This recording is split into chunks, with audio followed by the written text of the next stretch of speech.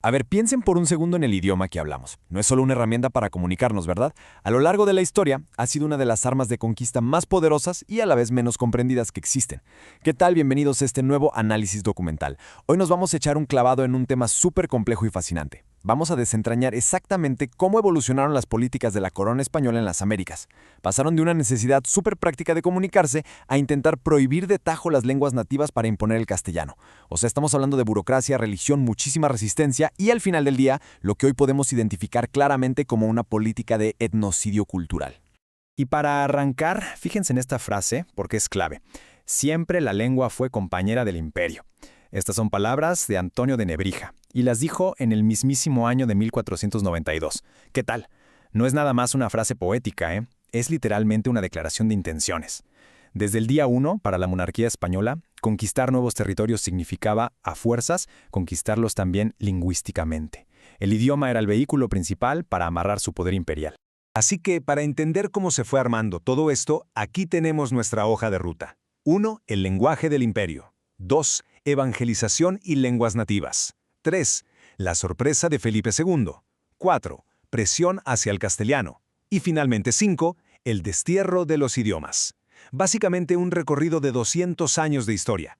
Y bueno, para que vean que no nos estamos sacando esto de la manga, todo este análisis se basa en el increíble y súper meticuloso estudio del historiador Silvio Zavala, llamado ¿El castellano lengua obligatoria? Zavala se fue directo a los archivos a revisar las cédulas reales, o sea, las órdenes oficiales del rey. Papelito habla, como decimos por acá. Y esto nos permite ver la realidad cruda de cómo se estructuraron estas políticas. Pasemos a la primera parte, el lenguaje del imperio. 1492 y la visión imperial. Básicamente, la política lingüística imperial era esta idea que tenían en España de que al llegar y conquistar un territorio, el castellano se iba a esparcir así, casi por arte de magia. Estaban copiando el modelo del Imperio Romano, pensando que las lenguas originarias simplemente iban a desaparecer solitas frente al idioma de Castilla, tal cual pasó con el latín en Europa. Era una expectativa súper ingenua, la verdad, porque proyectaban esto desde sus escritorios sin tener la menor idea de la inmensidad y la diversidad de las Américas. Lo que nos lleva al punto número 2, evangelización y lenguas nativas, la realidad misionera del siglo XVI. Porque claro, cruzan el Atlántico y ¡pum! Choque de realidad total. De pronto, tienes a dos bandos chocando de frente. Por un lado, los misioneros se dieron cuenta de que era literal imposible explicar algo tan complejo como el cristianismo usando señas o en un idioma que nadie entendía. Así que muy pragmáticos se pusieron a aprender náhuatl, quechua, maya. Pero por otro lado, tenías a los burócratas del Estado sudando frío. Para ellos que los indígenas siguieran hablando sus idiomas significaba mantener vivas sus antiguas religiones, su cultura, y eso pues no les convenía nada para centralizar su imperio. Y así llegamos a la sección 3, la sorpresa de Felipe II, el gran debate y la prudencia real.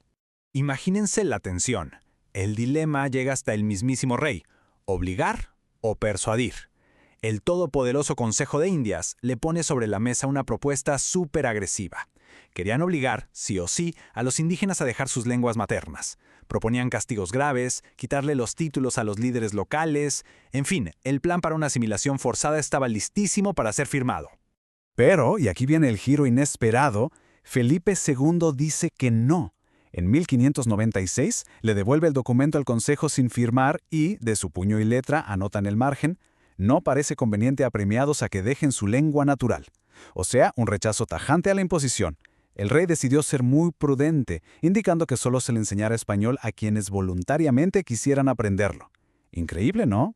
El meollo del asunto aquí, y esto es fascinante, es que esto generó una tolerancia oficial impresionante. La corona terminó creando cátedras universitarias formales para enseñar lenguas nativas. Ningún sacerdote podía hacerse cargo de una comunidad sin antes pasar un examen súper estricto del idioma local, que muchas veces evaluaban los mismos hablantes nativos. Durante un buen rato, el enorme imperio español no tuvo de otra más que acoplarse y usar las lenguas de los pueblos que había conquistado. Parte 4. Presión hacia el castellano. La presión gradual del siglo XVII. Bueno, pues como se imaginarán, la luna de miel no duró. Ya en el siglo XVII, el Estado empezó a apretar las tuercas, pero burocráticamente. Chéquense esta línea de tiempo. En 1634 dicen, vamos a enseñarles español con medios más suaves. Luego en 1686 cambian el discurso y dicen, no, es que tienen que hablar español para poder denunciar abusos en los juzgados. Y el golpe más fuerte llega en 1690. Prohíben que cualquiera que no hable español ocupe un cargo público en su propia comunidad. Te empezaban a ahorcar económica y políticamente si no hablaban su idioma. Ahora, ustedes se preguntarán, ¿por qué el Estado tuvo que ponerse tan intenso con las reglas? Pues porque el castellano simplemente no estaba pegando. Y viendo los archivos, las razones son crudísimas. No había dinero para pagar maestros. Los adultos se pasaban la vida entera en trabajos forzados, en minas, en el campo, terminaban destruidos. ¿Quién va a ir a clases así? Los niños tenían que trabajar con sus papás para no morirse de hambre. Y súmenle a eso la obvia y muy natural resistencia a aprender el idioma de las personas que te acaban de invadir. Simplemente no había manera de que esto sucediera de forma natural. Llegamos al último punto. 5. El destierro de los idiomas, la prohibición del siglo XVIII y el borrado cultural. Aquí es donde las cosas se ponen verdaderamente oscuras. Entramos al siglo XVIII y se acabaron los matices. En 1769, el arzobispo de México, un señor llamado Lorenzana, saca una carta diciendo que mantener las lenguas nativas era dividir al imperio. Básicamente revivió la vieja idea radical de Nebrija. Y esa presión ideológica fue el empujoncito que le faltaba a la corona, porque solo un año después, el rey Carlos III firma la prohibición definitiva. Escuchen muy bien cómo quedó redactada esta cédula real del 16 de abril de 1770. Dictaba que todo esto era a fin de conseguir que se destierren los diferentes idiomas que se usan en aquellos dominios y solo se hable el castellano. Ojo con la palabra destierren. No es una reformita educativa, es desterrar. Expulsar de raíz un componente importantísimo de la identidad indígena. Esto representa un claro intento sistémico de etnocidio lingüístico documentado y avalado directamente desde el trono español. Y bueno, para cerrar el análisis de hoy, me gustaría dejarles esta pregunta rebotando en la cabeza. ¿Cuál es el legado de este destierro en la América Latina que habitamos hoy? Si hoy vemos que el español domina por completo y vemos a tantas comunidades indígenas peleando con uñas y dientes para que no mueran sus lenguas, no es casualidad, no es evolución natural.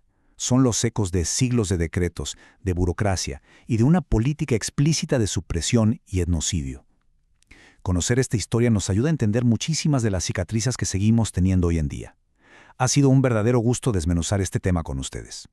Mantengan esa curiosidad viva y nos escuchamos en la próxima revisión documental.